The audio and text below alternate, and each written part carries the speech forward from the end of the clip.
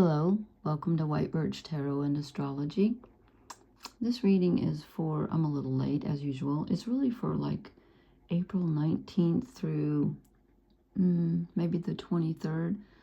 It's just barely the 21st as I'm doing this, and on the 19th or 20th, depending on where you live, we had an exact conjunction of Mars and Mercury and Saturn, all at 7 degrees of Aries. And actually, before I talk about that, I had a quick quote I want to start with. This is from Rosemary Watola Traumer. And no, I don't see it. Well, it's here somewhere. Here it is. Okay. She said, my body, pardon my voice, I'm still croaky. My body, thank you for carrying this ache, for carrying it not like a burden, but like a baby, like a gift, like something that will change you and keep changing you forever. Yeah, we can all hope that right now. Okay, so I will timestamp when the cards start, but I just want to briefly say that, as I said, Mars and Mercury are together with Saturn. It would be very helpful if you know your chart, if you know which house you have 7 degrees of Aries in. And if you don't know, I'll try to remember to leave my email address in the comments, because you can go on astro.com for free. And you have to know your time of birth, though. If you want to know your houses, you have to know that. So there's that. But I find it just astoundingly accurate. If you know where these planets are landing in your chart, it will tell you which area of your life is being affected. So when they're in Aries, though, for all of us, we know this has to do with our self-identity, self-worth in a way, but really like just who am I, and what is me and what is not me, and where do I want to put my energy? You know, what resonates with me? It's really about questioning our own identity. And when we have Mars and Mercury, Mars rules our physical energy, our bodies, our desires, what we're going to stand up for, and in a strange way, our spirituality. And Mercury is our thoughts, communications, sometimes the people we're communicating with, communications coming into us. And also don't forget that Mercury in alchemy is the I forgot the word. That's nice. Well, he's the transformative agent, because he's the only god who can go to the underworld and then return. Although I've been reading stories lately about like Pluto and I don't know, and Persephone goes down and comes back, and she wasn't even a god. Is she a goddess? Yeah, I guess she is. Anyway, okay, let's not get off on that. Excuse me. So Mercury is the transforming agent. So when we're undergoing changes like this, when the cycle has ended in Pisces and we're starting over in Aries, Mercury is very important here. So on a mental level, on a physical level, on a desire level, on an energetic level, something is changing. And when they meet Saturn, it's like reality just looking you in the face. It's like you're walking down, you're having a dream. You're walking down the road, you're thinking about, oh, I want to do this. That's Neptune energy that we've all come out of, all the Pisces stuff. And then and they've just come off their conjunction with Neptune. Sorry, I'm goofy tonight. And you're walking, and then, it's like you trip over a stump or you run into a rock or whatever. That's Saturn. It's like, wait a minute, reality check, boom, Doesn't have to be bad, because you need reality if you want to manifest something. But reality looks you in the face. So it's about honesty. It's about boundaries. It's about commitment. It's about hard work paying off. It's about hard work being tiring. It's about, when I say responsibility, it's about the good responsibility and the bad. Like, where am I carrying things that are too heavy for me? And it's not my responsibility. I don't need to do this. And then the places where, you know, what am I responsible for? If I'm going to have this life and have integrity and, you know, achieve what I want, what do I need to be responsible for? What do I need to clean up? What do I need to do? So that's pretty much that. I mean, I could go on for hours, but I won't. So again, it depends on where it is in your chart. If you know your rising sign, then you can figure that out. Unfortunately, I use the unequal house system. I always forget if it's called tropical or placidus, but that's why I'm not a professional astrologer. But the houses, the way I do them, they're not equal.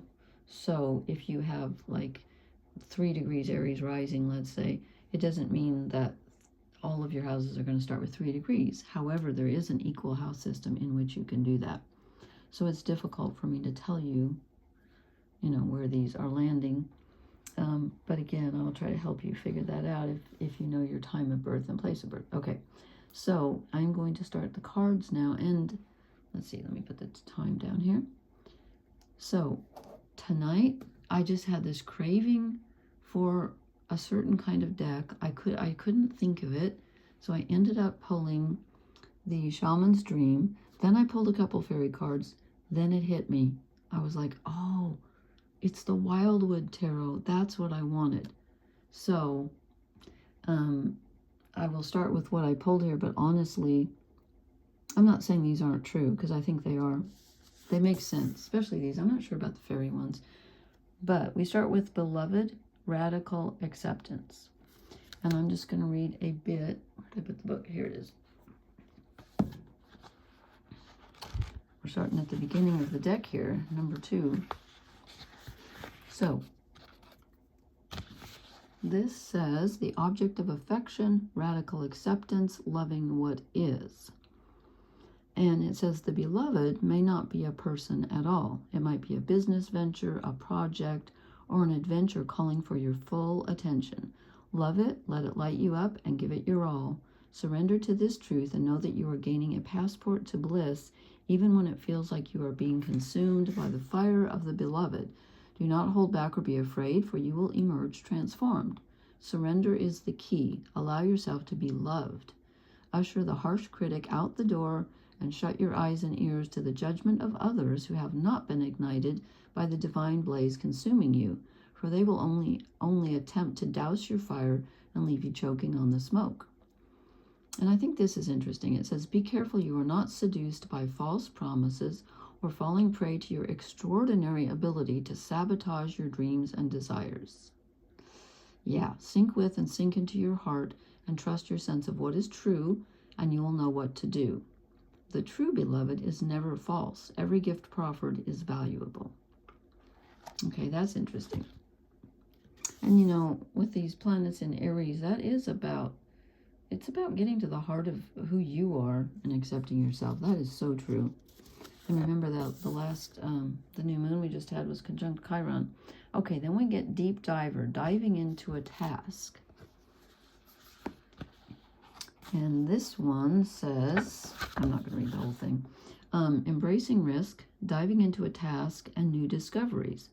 And then it says, it's easy to play in the shallows where the waters are clear and you can see all that glitters by your feet.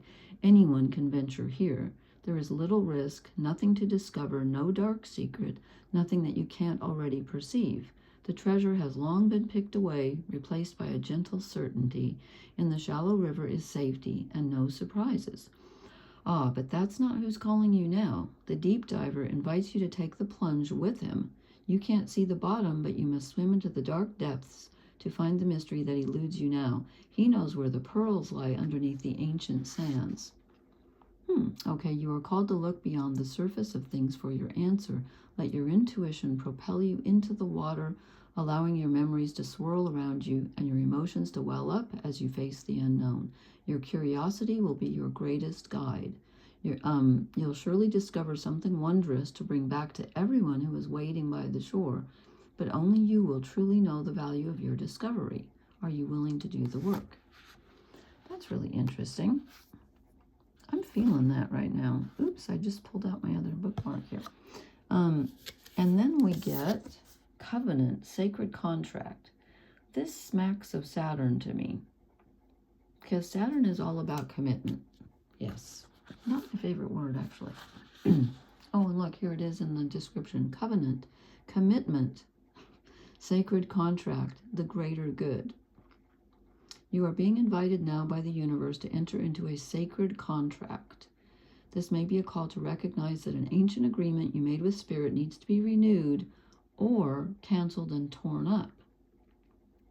Is an opportunity showing up right now that is full of promise, but you are unable to sign and seal the deal and commit to it? The reason is that it needs to be elevated to a sacred covenant. I've had this card before and I'm not sure I understand it. A covenant must be founded on the truth, not your truth or his truth or her truth, but a greater truth that takes the destiny of all into account. Okay, it just told us we were going to come up with something when in our deep dive, some treasure that's good for all of us. So, but it does say, be sure to read the fine print before you sign up for something so as not to commit to something you will soon regret or that will compromise your integrity. Do not hesitate to put all your own cards on the table so that your motives and desires are transparent and nothing is left in darkness. When shadow elements remain hidden, the covenant breaks down and becomes a contract with an unspoken dark side that is inevitably fulfilled. Ooh, that's kind of creepy. Not sure I like that, but so just be careful what you commit yourself to, because this is an important time. Saturn really requires us to be honest and real, okay? You know what? I don't feel like the fairy cards, where did I even put them? I don't feel like they were, I'll show you what I drew, but I feel like they were kind of repetitive. The leaving, and it's about how if you're going to set off for something new, you have to leave something behind. And I feel like we've been talking about that for a long time now. That is true. That is true. And then the speaker of truth. And this is the guy in fairy that if you ask him a question, he's going to give you the answer. He's not going to sugarcoat it. So be prepared to hear the truth if you ask the question. Yeah, I think that's very Saturnian. Okay. And then I just thought, okay, this is the deck I wanted. I didn't know it. So I got the King of Arrows, which is equivalent to the King of Swords. And I want to read from the book on this because I am not super, this deck is different and I'm not super familiar with it because I don't use it enough. And actually, I really like it. I need to study the book more. But this says, you may need to exercise judgment, power, force of will. Yeah, that's Aries and Saturn. The king is impartial and helps you to see clearly what you no longer need to hold on to. Use your strength to cut yourself free of what weighs you down. Okay, that's very interesting. I think that is very true for this time. And Saturn can help you decide, you know, what's real. It has to be, you know, real doesn't have to be, reality doesn't have to be just bricks and mortar. You know, your emotions are real. Love is real. So I'm not saying that, but it has to be true to the heart of who you are. Okay, and then I get the Five of Stones, which in the other decks would be the Five of Pentacles. And this is called endurance.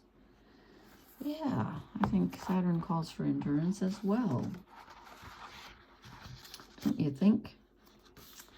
And this just says, it takes inner strength and courage, there's Aries, to protect yourself and survive the challenges of life. This may mean withdrawing from trauma to focus on emotional resilience.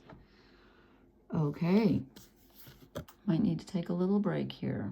Just you and the fire and, gosh, I've had some of that lightning around lately. So I like this card. It's a little different from the Five of Pentacles. There's less of a, you know, a bleak aspect, but it is lonely. You know, and Saturn's all about endurance. Really it is, you know. And then this card actually came in the reverse, but I think, I just wasn't sure. I'm going to bear that in mind.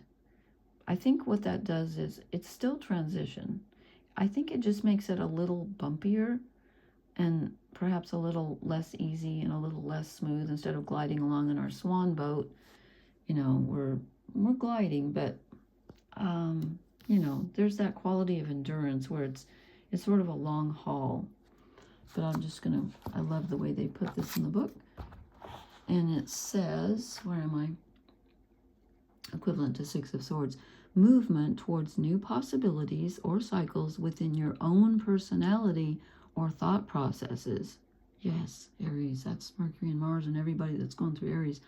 A subconscious impulse to travel beyond your present horizons that have become static. Possibly an anxious or testing time of uncertainty, but harnessing positive energies and drives will add purposeful momentum to the coming changes. I couldn't have said it better myself.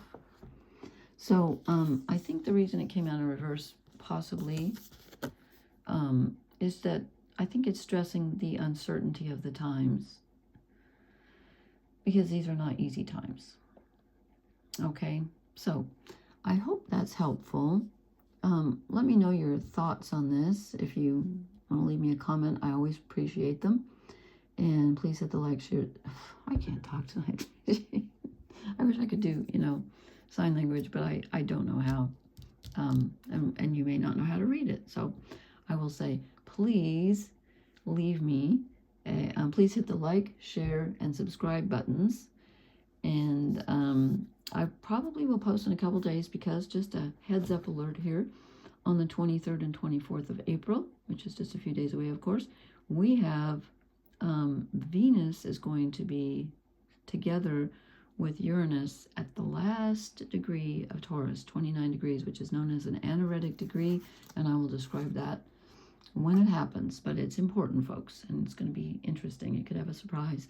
So I will talk to you later. Thank you for listening. Blessings, everyone. Good night.